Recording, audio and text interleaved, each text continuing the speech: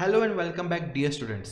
सो यहाँ हम स्टार्ट करेंगे ट्वेल्थ का क्रैश कोर्स ऑफ कॉमर्स। तो मैं यहाँ जो फर्स्ट चैप्टर ले रहा हूँ आपके लिए वो है accounts of not for profit concern, जो है एनपीओ।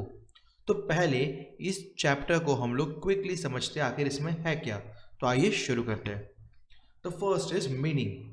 आपको मीनिंग जानना बहुत ज़रूरी है। तो मीनिंग क्या कहा गया है, यहाँ ये कहा गया है कि not for profit concerns are those concerns which are not started to earn what profit but to give qualitative service to its members and society at the minimum charges। दो तीन चीज़ें यहाँ पे है वो काफ़ी इंपॉर्टेंट। ये शुरू होती है प्रॉफिट अर्न करने के लिए नहीं। ओके, तो मेन इसका ऑब्जेक्टिव जो है वो प्रॉफिट अर्न करना नहीं है। उसके बाद इसका दूसरा जो काम है वो है अपने मेंबर्स को क्वालिटेटिव सर्विस प्रोवाइड करना, यानी कि अच्छी सर्विस प्रोवाइड करना। उसके बाद यहाँ पे ये भी एक चीज़ कही गई है कि जो मेंबर्स को जो सर्विस प्रोवाइड की जाएगी वहाँ पे एनपीओ चार्जेस लेगी, लेकिन मिनिमम चार्जेस रहेंगे। उसके बाद their main objective is to provide social service and to promote art, culture, sports, education, etc. The nature of these concerns are different from profit organization। तो हमने ये प्रॉफिट्स के बारे में पढ़ा था पहले, करेक्ट। चैप्टर 1 में हम देखते हैं कि वहाँ पे पार्टनरशिप बिजनेस शुरू हुआ है जिसका मेन मोटिव है प्रॉफिट अर्न करना। लेकिन यहाँ पे जो मेन मोटिव है वो प्रॉफिट अर्न करना नहीं है। तो क्या है मेन मोटिव, यहाँ पे है मेन जो ऑब्जेक्टिव है वो है सोशल सर्विस प्रोवाइड करना। ओके, उनके जो मेंबर्स है उनके लिए अच्छे काम करना, साथ ही साथ आर्ट को, कल्चर, स्पोर्ट्स, एजुकेशन, इन सबको प्रमोट करना, ग्रो करना, ये इसका काम है। उसके बाद यहाँ पे कुछ एग्जाम्पल्स दिए गए हैं। ओके, तो ये जो एग्जाम्पल्स हम गो थ्रू कर लेते हैं। क्या है, स्पोर्ट्स क्लब है, charitable hospital, schools, colleges, universities, trade unions. उसके बाद chamber of commerce, professional institutions, trust, social welfare associations, religious concerns, libraries, etc. are examples of not for profit concern। For example, आप जिस school या college में पढ़ते हो उसका main motive है एजुकेशन प्रोवाइड करना, ना कि प्रॉफिट अर्न करना। देखिए, स्कूल फीस कलेक्ट करती है, ओके, कॉलेजेस फीस कलेक्ट करती है, लेकिन वहाँ पे जो मनी अर्न की जाती है उसको हम प्रॉफिट नहीं कहते हैं। ओके, यहाँ पे हमारा जो मेन ऑब्जेक्टिव है उसके अकॉर्डिंग हमें सर्विस प्रोवाइड करनी है। तो ये होता है एनपीओ। Let's move forward. अब यहाँ पे एक इम्पॉर्टेंट अकाउंट है वो है रिसीट एंड पेमेंट अकाउंट। देखते हैं यहाँ पे क्या होता है। देखिए, फर्स्ट है रिसीट।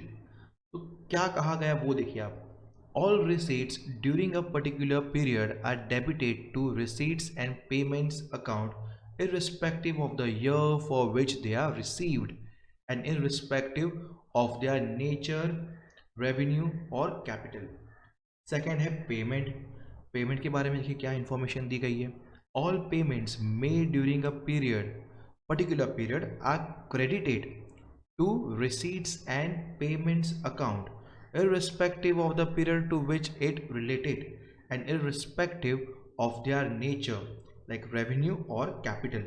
ओके, अब समझते हैं इसका मतलब क्या है। देखिए, यहाँ पे आपको ये कहा गया है, फर्स्ट रिसिट की बात करते हैं हम। तो ये इंफॉर्मेशन दी गई है कि यहाँ पे जो कोई अमाउंट, जो कोई या कौन सी भी अमाउंट जो हमने रिसीव की है, ओके, हमने रिसीव की है मतलब हमें अमाउंट आया है बिजनेस में, नॉट बिजनेस, हमारे एनपीओ में जो हमें अमाउंट आया है, ओके, मिला है, जो हमने रिसीव किया है, वो सारी इंफॉर्मेशन कहाँ लिखोगे आप, डेबिट साइड में रिसीट्स एंड पेमेंट अकाउंट के, करेक्ट। चाहे कौन से भी ईयर का पेमेंट हो या कौन से भी टाइप का आपको पेमेंट मिला हो, ओके, आपने कौन से भी अमाउंट रिसीव की हो, इररिस्पेक्टिव ऑफ द ईयर और द नेचर, वो कहाँ आपको लिखना है, रिसीट साइड में। ये कहाँ पे आएगा, debit side of receipt and payment account. Okay, तो ये फर्स्ट पार्ट है।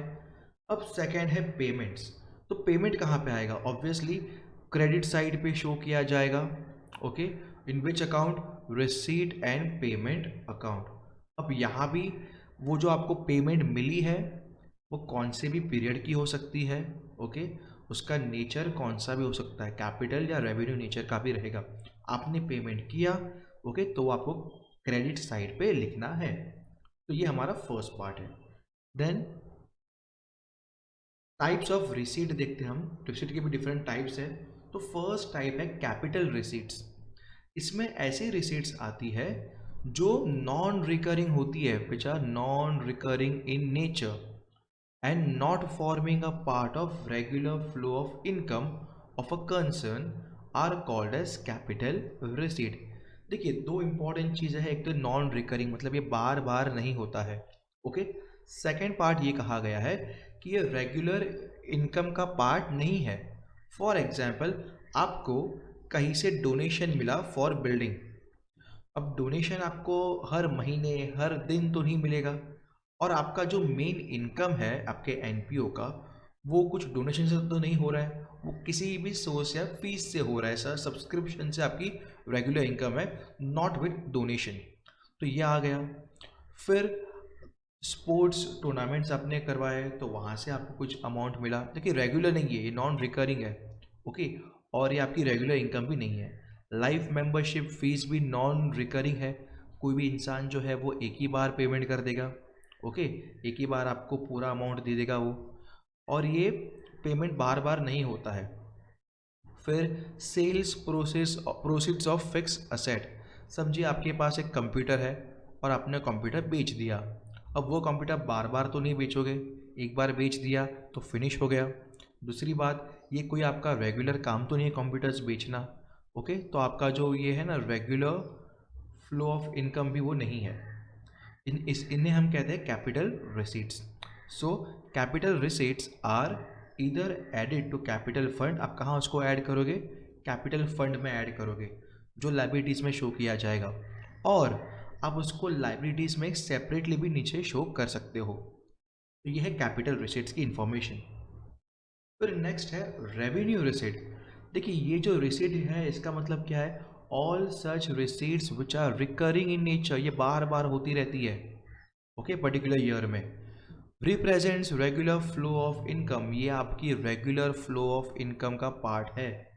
आपकी जो मेन इनकम है ये यही से आपको मिलती है, उन्हें हम कहेंगे रेवेन्यू रिसीट्स। जैसे कि subscription, okay, rent, locker rent, फिर इंटरेस्ट आपने रिसीव किया कहीं से, तो आपको रेगुलर ये हर दिन हर महीने आपको मिलता रहेगा। तो ये है टाइप्स ऑफ रिसीट। उसके बाद आता है टाइप्स ऑफ पेमेंट। तो पेमेंट के भी दो टाइप्स हैं, एक है कैपिटल एक्सपेंडिचर। तो कैपिटल देखो वर्ड आया ना कैपिटल, तो आप समझ जाओ कि ये नॉन रिकरिंग तो रहेगा ही रहेगा। ओके, ये नॉन रिकरिंग है, पहली बात। दूसरा, ये कहाँ पे हमें शो करना है, इसके फ़ायदे कहाँ पे आते हैं वो देखते हैं। देखिए पहली बात आपको ये समझनी कि नॉन रिकरिंग इन नेचर है। दूसरी बात ये कि जो भी आप एक्सपेंडिचर करते हो, जो भी आप एक्सपेंडिचर करते हो उसका फ़ायदा आपको लंबे समय के लिए होगा, वो होते हैं कैपिटल एक्सपेंडिचर। फॉर एग्जांपल, मैंने एक कंप्यूटर ले लिया मेरे काम के लिए। अब वो कंप्यूटर मैं 3 साल 5 साल चलाऊँगा तो लॉन्ग टर्म मुझे बेनिफिट मिलेगा। तो दूसरी जो इम्पॉर्टेंट बात है वो है लॉन्ग पीरियड तक उसका फ़ायदा होना चाहिए। उसके बाद this expenses are shown on the asset side. कहाँ पे आते हैं ये? असेट साइड में आप शो करते हो बैलेंस शीट के। And their balances are carried forward to next accounting period. तो जो भी आपने परचेज किए हैं, जो भी आपने खर्चे किए हैं, जो कैपिटल एक्सपेंडिचर है, तो वो आप शो करोगे असेट में, और उसका जो बैलेंस बच चुका है वो अगले पीरियड में कैरी फॉरवर्ड किया जाएगा। उसके बाद आता है revenue expenditure. When the term revenue arises, समझ जाओ कि ये रिकरिंग है नेचर में। ओके, और इसके जो इन खर्चों के जो फायदे हैं, ओके, वो पर्टिकुलर ईयर के ही होते हैं, करंट ईयर के ही होते हैं। ओके, जो बेनिफिट है लॉन्ग टर्म नहीं है, वो सिर्फ पर्टिकुलर साल के लिए होते हैं। थर्ड है deferred revenue expenditure. So deferred revenue expenditure is actually a revenue expenditure. Such expenditure is incurred for receiving benefits for more than a year. अब आपने ऐसा खर्चा कर दिया जिसका जो फ़ायदा है ओके आपको लंबे समय तक मिलेगा, और ये एक हिस्सा है, एक पार्ट है रेवेन्यू एक्सपेंडिचर का. फॉर एग्जांपल देखिए, एडवर्टाइजमेंट एक्सपेंस जो है वो रेवेन्यू का पार्ट है, रेवेन्यू एक्सपेंडिचर का पार्ट है, लेकिन आपने यहाँ पे कर दिया 20,000 2 साल के लिए, more than a 1 year. Okay, more than a year, तो इसे हम कहेंगे ये डिफर्ड रेवेन्यू एक्सपेंडिचर है. ओके, सो ये टाइप्स ऑफ पेमेंट्स थे आपके. तो आइए अब रिसीट एंड पेमेंट अकाउंट का एक फॉर्मेट चेक कर लेते हैं. तो ये फॉर्मेट जो है आपको टेक्स्ट बुक में भी दिया गया है. सी रिसीट और पेमेंट की कुछ इंपॉर्टेंट चीज़ें हैं, आपको वो पहले देखनी है. फॉर्मेट काफ़ी बड़ा है. ओके, तो हम यहाँ पर क्रैश कोर्स में है, हमें क्विकली सब समराइज करना है. तो सबसे पहले आपको क्या देखना है, देखो डेबिट में आता है रिसीट. ओके, फिर अमाउंट लिखना है, और क्रेडिट में आएगी सारी पेमेंट्स. तो सब पेमेंट्स की इंफॉर्मेशन आप क्रेडिट साइड में करोगे, और सारे रिसीट्स जो भी आपको अमाउंट मिल रहा है वो सब आएंगे डेबिट में. और रिसीट और पेमेंट और कुछ नहीं, यही तो आपका क्वेश्चन रहेगा. ओके, रिसीट और पेमेंट अकाउंट कुछ नहीं है, ये आपका क्वेश्चन होगा. कुछ इंपॉर्टेंट टर्म्स है यहाँ पे, हम वो देख लेते हैं पहले. तो जो भी आपको cash in hand cashier bank available है प्रीवियस ईयर का, तो आपने नए साल में शो करना है. ओके, तो वो आपको यहाँ पे मिला होगा. आपको जो भी अमाउंट मिला होगा सब्सक्रिप्शन का वो रहेगा, चाहे प्रीवियस ईयर की अमाउंट हो, करंट ईयर की हो, या नेक्स्ट ईयर की हो.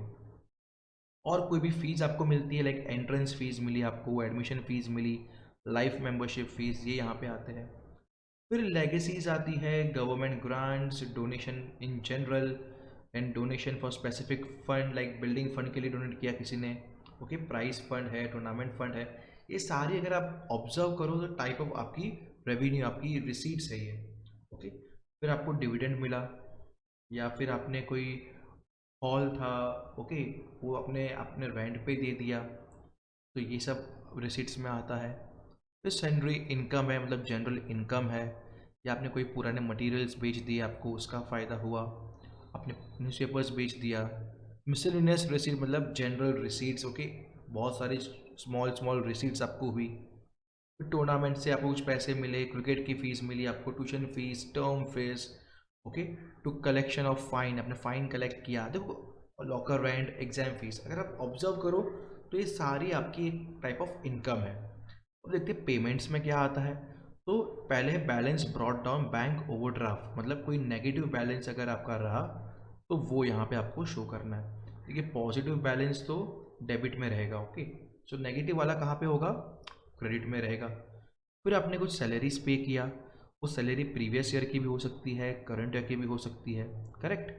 फिर आपने rent, rates and taxes pay कर दिए, प्रीवियस ईयर के, करंट ईयर के, या नेक्स्ट ईयर के. फिर आता है expenses about printing stationery, general expense, interest on bank loan, electricity के चार्जेस, ऑडिट फीस, यानी कि आपके बुक्स ऑफ अकाउंट्स को ऑडिट करने की फ़ीस, चेक करने की फ़ीस. उसके बाद टूर्नामेंट के एक्सपेंडिचर आपने किए होंगे, वेजेस पे किया होगा पर डे के अकॉर्डिंग. फिर आपने कोई स्पोर्ट्स मटेरियल परचेज किया होगा तो उसके ऊपर कुछ खर्चा आपको हुआ होगा. ओके, देन आपने इंश्योरेंस का पेमेंट किया होगा, मोबाइल एक्सपेंस है, बैंक चार्जेस, पोस्टेज. उसके बाद by expenses for annual function, by fixed deposit. देखिए, आपने डिपॉजिट किया अमाउंट, ओके, तो इसे हम पेमेंट कैसे कहेंगे. आपके हाथ में अमाउंट थे, आपने किसी बैंक में गए और आपने एफडी में, यानी कि फिक्स डिपॉजिट में अमाउंट डाल दिया, करेक्ट. सो वहाँ पे क्या होता है, आपके हाथ से पैसे गए, चाहे आपके बैंक में ही गए हो, लेकिन आप पेमेंट कर रहे हो, करेक्ट. तो ये भी आपका एक एक्सपेंडिचर है. नहीं, परचेज ऑफ फिक्स्ड असेट, कोई आपने असेट परचेज किया तो उसका खर्चा, बुक्स हो गई आपने परचेज की, फर्नीचर, बिल्डिंग, इन्वेस्टमेंट किया. फिर आपने कोई न्यूज़पेपर परचेज किया तो उसके खर्चे हो गए, ऑफिस के एक्सपेंस, रिपेयर्स के. ओके, फिर लास्ट में हमें सब टोटलिंग करना होता है. ओके, फिर हमारे पास कितना बैलेंस बच गया, या कितना हमने नेगेटिव बैलेंस है वो हमको इन्फॉर्मेशन मिलती है। तो अगर बैलेंस आपका समझो ओवरड्राफ्ट में है तो वो डेबिट में रहेगा। ओके, इट मीन्स कि डेबिट की अमाउंट कम है। ओके, डेबिट की अमाउंट कम है तो जितना भी कम है वो यहाँ लिखेंगे। अगर क्रेडिट की अमाउंट कम है तो वो क्रेडिट साइड में हम लिखेंगे, but by balance credit down cash in hand cash at bank. Okay, तो और ये पॉजिटिव बैलेंस रहेगा और ये नेगेटिव। तो ये मैंने आपको क्विकली समझा लिया इसमें है क्या। तो एक सिंपल कॉन्सेप्ट आपको ये ध्यान में रखना है, इतना सब याद नहीं रखना है पहले। तो आपको सिर्फ ये समझना है कि इसमें है क्या। अब सिर्फ रिसीट और पेमेंट है और इस ये आपको एज अ क्वेश्चन मिलेगा। Okay, let's move forward now. अब यहाँ से शुरू होता है हमारा मेन पार्ट। तो पहला है इनकम एंड एक्सपेंडिचर अकाउंट। अब देखिए क्या है इसके अंदर। Income and expenditure account shows surplus और deficit of the concern. Surplus का मतलब है पॉजिटिव, डेफिसिट का मतलब है नेगेटिव। ओके, तो इनकम एक्सपेंडिचर का मेन काम क्या है, हमें ये मालूम पड़ता है कि क्या हमारे कंसर्न, हमारे एनपीओ के पास ज़्यादा पैसा है या हम नेगेटिव में चल रहे हैं, कम अमाउंट है। So what is the meaning of surplus and deficit. Okay, तो अब वो देखते हैं। तो सरप्लस क्या है, सरप्लस वो है जब हमारी इनकम ज़्यादा है। सो एक्सेस ऑफ इनकम, हमारी इनकम ज़्यादा है और हमारे खर्चे कम है तो उसको हम बोलेंगे सरप्लस। और हमारे डेफिसिट को हम क्या बोलेंगे, जब हमारे खर्चे बहुत ज़्यादा है और हमारी इनकम बहुत कम है तो वो है deficit. I hope this much is clear. Okay, एक एग्जाम्पल लेते हैं। ओके, तो यहाँ मैं लिखता हूँ एग्जाम्पल। इमेजिन आपकी इनकम है ₹1,00,000 और आपका एक्सपेंडिचर है ₹56,000। तो आप भी सोचो आपके पास ज़्यादा अमाउंट बचेगा या आपने ज़्यादा एक्सपेंडिचर कर दिया। तो हमको हमारी इनकम यहाँ ज़्यादा है, हमारे एक्सपेंडिचर कम है। इट मीन्स कि हम सरप्लस में चल रहे हैं। करेक्ट। और कितना सरप्लस हुआ, अगर इसको सब्ट्रैक्ट करो it will give the surplus of 44,000। Correct. Then अब ये 44,000 का हम करेंगे क्या, तो बैलेंस शीट में हम इसको पुट कर देंगे। कहाँ पे, कैपिटल फंड में। Okay, so let's read here. If there is a surplus, अगर वहाँ पे सरप्लस आपको होता है, it is added to the capital fund. Imagine आपका कैपिटल फंड था, इमेजिन आपका कैपिटल फंड है 5 lakhs। ओके, आपको सरप्लस हुआ 44,000 का, तो अब इसको ऐड कर दो 44,000। अब आपका कैपिटल कितना कहलाएगा, इट विल बी 5,44,000 सरप्लस में। ओके, और अगर डेफिसिट है यानी कि बैलेंस जो है वो अगर आपका नेगेटिव में है तो क्या करेंगे, हम इसको माइनस कर देंगे, डिडक्ट कर देंगे। कहाँ से डिडक्ट करेंगे, कैपिटल फंड में से। I hope this much is clear. Okay, let's move forward. अब ये रहा format. Okay, income and expenditure का फॉर्मेट है। So in the books of dash, यहाँ पे एनपीओ का नाम आएगा, income and expenditure account for the year ended 31 March 2000, और कोई भी आपको ईयर होगा 2020 या 21, 22। यहाँ पे दो साइड्स है, डेबिट और क्रेडिट। डेबिट में आपको सबसे पहले है एक्सपेंडिचर, फिर अमाउंट, देन इनकम, अमाउंट। ये इंपॉर्टेंट है आपके एग्जाम के पर्सपेक्टिव से। देखिए एक इम्पॉर्टेंट बात ध्यान रखो, हम इनकम एक्सपेंडिचर करंट ईयर के बारे में बना रहे हैं। करेक्ट। तो जो भी इंफॉर्मेशन होगी, जो भी आपको इंफॉर्मेशन दिया होगा वो करंट ईयर का ही आप पुट करोगे। ओके, आपको रिसीट्स और पेमेंट्स में प्रीवियस ईयर और नेक्स्ट ईयर के बारे में भी कुछ ना कुछ इंफॉर्मेशन दिया होगा। तो प्रीवियस और नेक्स्ट ईयर को आप यहाँ से निकाल दोगे, मतलब सब्ट्रैक्ट करोगे। ऐसे नहीं कि हम लिखेंगे ही नहीं, उसको लिखेंगे लेकिन एक अलग फॉर्मेट में। तो आइए देखते हैं। द फर्स्ट पार्ट हियर, मैं एक्सपेंडिचर पहले आपको शो कर दूँ। तो एक्सपेंडिचर में सबसे पहले क्या आता है, टू सैलरीज पेड। आपने सैलरी पे किया तो ये तो आपका खर्चा ही हुआ। करेक्ट। और इसमें आपको क्या माइनस करना है, paid for last year, previous year का सैलरी माइनस करो। ओके, और क्या माइनस करना है आपको, पेड फॉर नेक्स्ट ईयर, अगले साल का सैलरी को माइनस करो। ओके, सो करंट ईयर की सैलरी हम लिखो पहले। ओके, सिर्फ हमें करंट ईयर लिखना है, बाकी प्रीवियस और नेक्स्ट ईयर माइनस करना है। Then add outstanding, current year का कुछ भी अगर payment in terms of salary pay करना बाकी रह गया है तो आप उसको ऐड कर दोगे, करंट ईयर का सब कुछ ऐड हो जाएगा। ओके, फिर आपको टोटल करोगे, add prepaid for last year. अब देखो प्रीपेड फॉर लास्ट ईयर मतलब पिछले साल किस आपने करंट ईयर का पेमेंट कर दिया।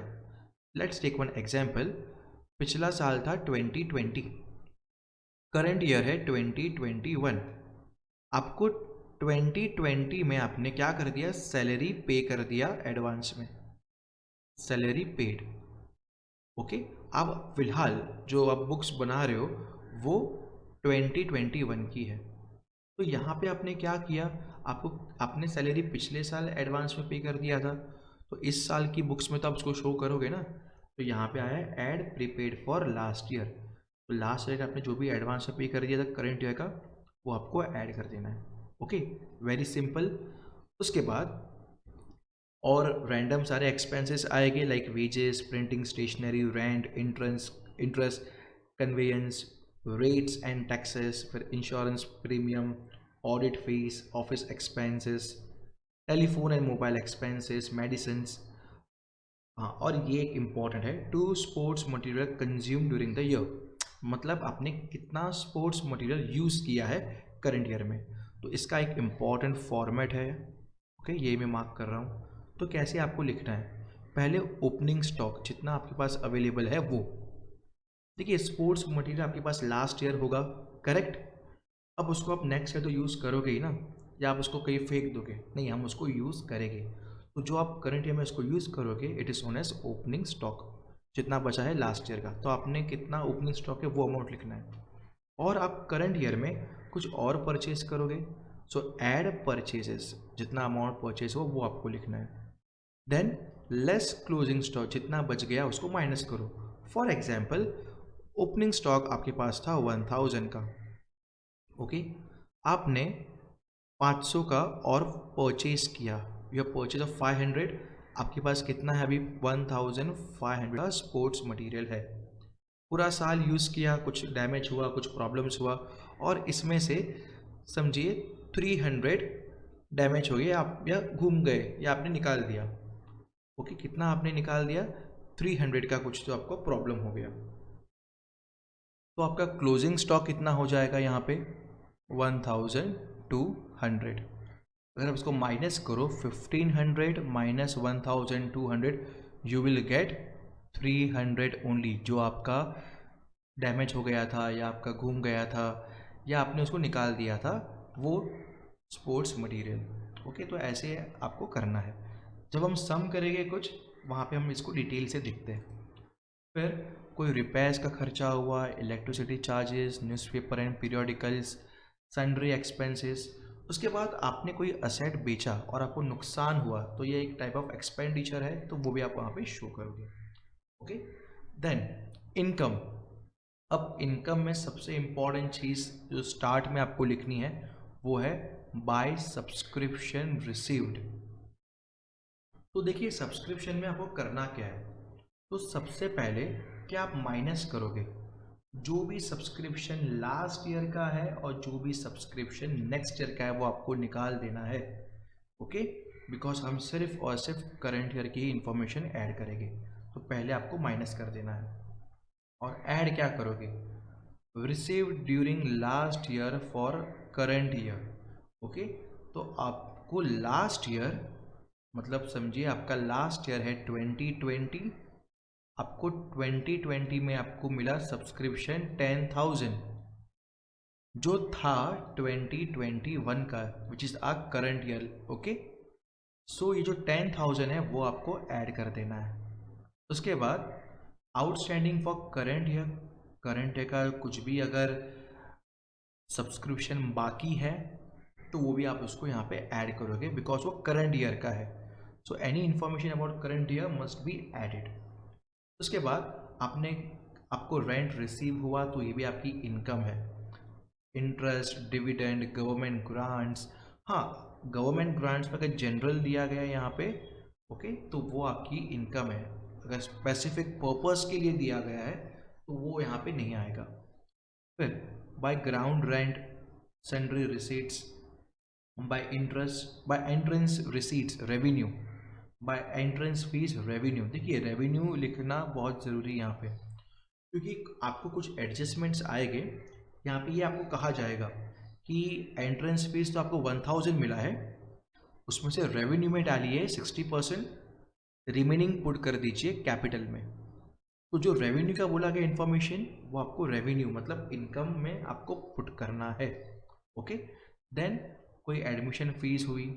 देन बाय डोनेशन, अगर सिर्फ डोनेशन दिया है आपको, कोई स्पेसिफिक काम के लिए नहीं दिया, फॉर एग्जाम्पल आपको कहा गया है डोनेशन फॉर बिल्डिंग फंड और डोनेशन फॉर बिल्डिंग, अगर आपको ये वर्ड दिया गया मतलब आपको डोनेशन का जो अमाउंट है वो आपको बिल्डिंग स्पेसिफिक पर्पस के लिए आपको यूज़ करना है, तो वो जाता है लाइबिलिटीज़ में। सिर्फ डोनेशन दिया है, कोई इन्फॉर्मेशन नहीं दिया उसके ऊपर, तो इनकम में आप उसको लिखोगे। देन लास्ट में है by profit on sale of asset, आपने कोई असेट बेचा और आपको प्रॉफिट हुआ तो वो आपको लिख देना है यहाँ पे एज वो एक टाइप की आपकी इनकम है ना। अब टोटलिंग करते हो डेबिट का और क्रेडिट का। अगर डेबिट ज़्यादा है, इफ़ डेबिट इज़ मोर मतलब एक्सपेंडिचर ज़्यादा है, इफ़ क्रेडिट इज़ लेस मतलब इनकम कम है, करेक्ट। सो डेबिट अगर ज़्यादा है, क्रेडिट अगर कम है, इनकम अगर कम है, तो उसे हम बोलेंगे डेफिसिट। तो जितनी भी इनकम कम है वो आपको लिखनी है क्रेडिट साइड में, ऐसे by deficit excess of expenditure over income. It means आपके खर्चे ज़्यादा थे और इनकम कम थी, और जितनी कम थी इनकम वो यहाँ पे एज बैलेंसिंग फिगर लिख दीजिए। और अगर आपकी इनकम ज़्यादा है और आपके खर्चे कम है, एक्सपेंडिचर कम है, तो वो होता है सरप्लस। तो एक्सपेंडिचर कम था, करेक्ट, तो डेबिट में आप लिखेंगे to surplus excess of income over expenditure, और जितना भी अमाउंट आएगा बैलेंसिंग फिगर वो आपको यहाँ लिख देना है। सो लेट्स मूव फॉरवर्ड नाउ। सबसे इंपॉर्टेंट पार्ट है यहाँ पे बैलेंस शीट। ओके, हमने ये फाइनल अकाउंट से भी देखा है बैलेंस शीट क्या है।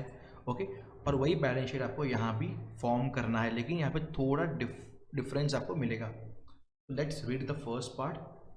Balance sheet is prepared with a view to measure the exact financial position of an organization concern on certain date. कौन सी डेट पे होगी? Normally end of the year, यानी कि आपकी जो भी एक ऑर्गेनाइजेशन है वो कितनी मजबूत है फाइनेंशियली, कितनी स्ट्रांग है, ये जानने के लिए आपको बैलेंस शीट की ज़रूरत है। और कोई भी बिजनेस या कोई भी एनपीओ स्ट्रांग कैसे, ये कैसे पता चलेगा? जब हम कंपेयर करेंगे उसके असेट्स और लाइबिलिटीज को, correct. So let's read the second point. The excess of assets over liabilities is termed as capital fund. Okay, ज़्यादा असेट है, ओके, कम लाइबिलिटीज़ है, मतलब ये अच्छी बात है, तो वो उसे हम कैपिटल फंड कहते हैं। If the opening balance of capital fund is not known, it can be ascertained as the balancing figure by preparing opening balance sheet. देखिए एनपीओ में डिफरेंट टाइप के क्वेश्चंस आते हैं, तो एक क्वेश्चन ऐसा होता है जहाँ पे आपको कैपिटल फंड जो है ना वो मिसिंग होगा, वो दिया ही नहीं होगा, तो आपको कैसे मालूम पड़ेगा कैपिटल क्या है इस एनपीओ का या इस कंसर्न का? आपको एक ओपनिंग बैलेंस शीट बनानी है, आपको कुछ इन्फॉर्मेशन दिया गया होगा, ओके, असेट्स और लायबिलिटीज़ के बारे में, और उसके अकॉर्डिंग आपको कैपिटल फंड निकालना है। हम इसका एक एग्जाम्पल देखेंगे, okay, how to find capital fund if it is not given in the question. So let's move further. अब कैपिटल फंड है क्या? See, capital fund is shown on the liability side of balance sheet of not for profit concern। तो सबसे पहले आप समझ जाइए वो liabilities में आता है। See, हमने जब पार्टनरशिप फाइनल अकाउंट्स किया था तो वहाँ पे हम सिर्फ कैपिटल लिखते थे, करेक्ट। यहाँ पे आपको फंड भी इस्तेमाल करना है, ये word fund, okay. Capital fund is created from capital incomes and by capitalizing surplus if any. तो कहाँ से बनता है ये?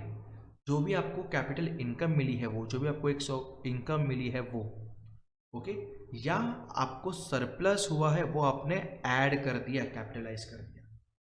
फॉर एग्जाम्पल, आपको किसी ने डोनेशन दिया और आपने डोनेशन का अमाउंट कैपिटल फंड में डाल दिया, तो वो आपकी कैपिटल इनकम हुई। और पूरा जब आपने इनकम एक्सपेंडिचर अकाउंट बनाया, ओके, और आपको सरप्लस हुआ, तो वो अमाउंट भी आपने कहाँ पुट कर दिया? कैपिटल फंड में पुट कर दिया। करेक्ट? तो कैपिटल फंड कैसे बनता है? दो चीज़ों से बनता है, एक है कैपिटल इनकम और दूसरा है कैपिटलाइजिंग सरप्लस, सरप्लस को ऐड करके। तीसरी बात यहाँ क्या कही गई है? The net surplus is added in the capital fund. तो सरप्लस हुआ तो वो ऐड किया जाएगा, और अगर डेफिसिट हुआ तो उसको हम क्या करेंगे? माइनस करेंगे। ओके, बैलेंस आपका कम हो जाएगा।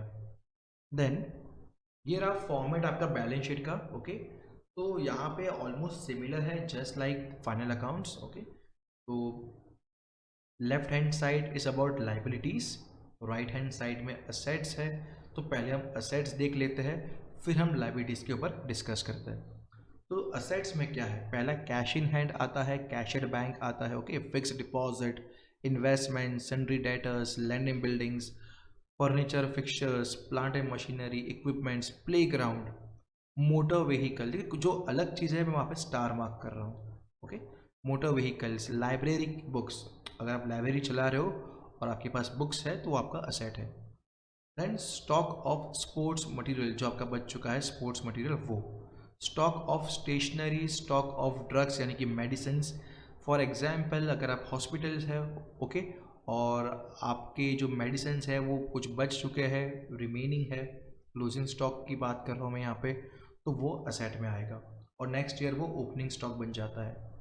Then loans and advances given, आप किसी को लोन एडवांसेस देते हो तो सामने वाला पर्सन आपको इंटरेस्ट पे करेगा, आपको लोन की अमाउंट पे करेगा, अमाउंट रिसीवेबल बनेगी। सो जो कुछ अमाउंट रिसीवेबल है वो असेट में आती है।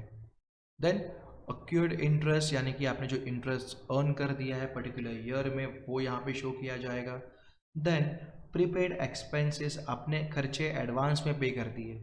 फॉर एग्जाम्पल, आपने आपकी मोबाइल का रिचार्ज 3 महीने के लिए कर दिया, तो आपने दिसंबर में पेमेंट किया और अब 3 मंथ आप मार्च तक यूज़ करोगे, तो 3 जो महीने हैं, ओके, वो आपने प्रीपेड एक्सपेंस कर दिए।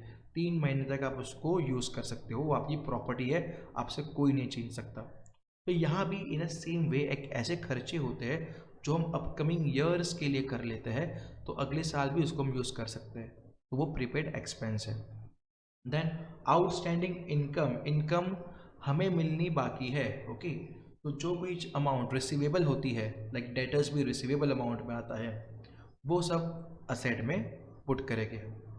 अब देखते हैं लाइबिलिटीज़। तो लाइबिलिटी सबसे पहला पार्ट है कैपिटल फंड। ये जो पूरा पार्ट है उसको मैं वेरी इंपॉर्टेंट मार्क कर रहा हूँ। तो पहला है उसमें कैपिटल फंड ओपनिंग बैलेंस। अगर ओपनिंग बैलेंस नहीं दिया है आपको तो आपको इसको बनाना पड़ेगा, आपको न्यू बैलेंस शीट आपको बनानी पड़ेगी यहाँ पे।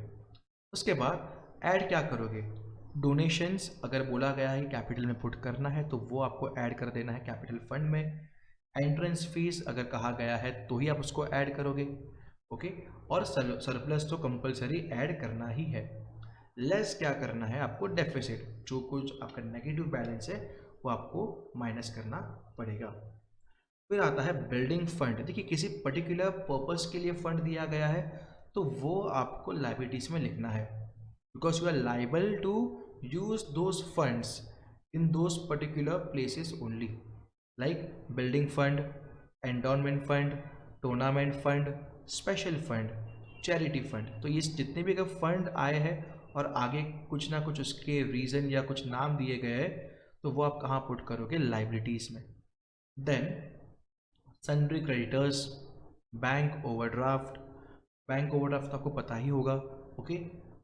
Then other loan, outstanding expenses, then pre received income. देखिए यहाँ पे पहली बात, आउटस्टैंडिंग एक्सपेंस मतलब आपको आपने कुछ खर्चे करने बाकी है, तो जो कुछ एक्सपेंस आपने नहीं किया, ओके, वो भी आपको यहाँ पे शो करना पड़ेगा, बिकॉज आपको कभी ना कभी तो पेमेंट करना ही है उसका। देन प्री रिसीव्ड इनकम, मतलब आपको एडवांस में इनकम किसी ने दे दिया। अगर कोई स्टूडेंट, समझिए, मुझे पूरे साल का फीस एडवांस में पे कर दिया, तो ये मेरी जिम्मेदारी है कि मैं उसे पूरे साल ट्यूशन क्लास प्रोवाइड करूँगा, यानी कि ये मेरी जिम्मेदारी है। I am liable to provide him और हर दिस सर्विस। ओके, जिसे हम कहते हैं प्री रिसीव्ड इनकम, हम लाइबल है, हमारी जिम्मेदारी है इसके लिए। जो इनकम आपको एडवांस में मिलती है, एडवांस में मिलती है, वो कहाँ पे आपको पुट करना है, लाइबिलिटीज़ में। और लास्ट में आता है लाइफ मेंबरशिप फीस। आप लाइफ लॉन्ग जो इस इंसान को आपको सर्विस प्रोवाइड करते ही रहना है, तो वो भी आपकी जिम्मेदारी है, वो भी आपकी लाइबिलिटीज़ है। आई होप आपको ये फॉर्मेट शॉर्ट में समझ में आया हो। मैंने काफ़ी क्विकली आपको एक क्रैश कोर्स के थ्रू आपको ये टॉपिक समझाने की कोशिश की है। अब हमें देखना पड़ेगा कुछ इम्पॉर्टेंट एडजस्टमेंट्स इस चैप्टर के, जिसे हम कहते हैं एडिशनल इंफॉर्मेशन। सो एडिशनल इंफॉर्मेशन का मैं एक अलग वीडियो बनाऊंगा, जिसमें हम सारे इम्पॉर्टेंट एडजस्टमेंट्स की बात करेंगे, like subscription and all. Okay, जो बच्चों को काफ़ी डिफ़िकल्ट पड़ता है। तो इस वीडियो के बाद आप वेट कीजिए, हम एक और वीडियो बनाएंगे जहाँ पे हम बात करेंगे एडिशनल इंफॉर्मेशन के बारे में। So as of now, thank you so much to all the students.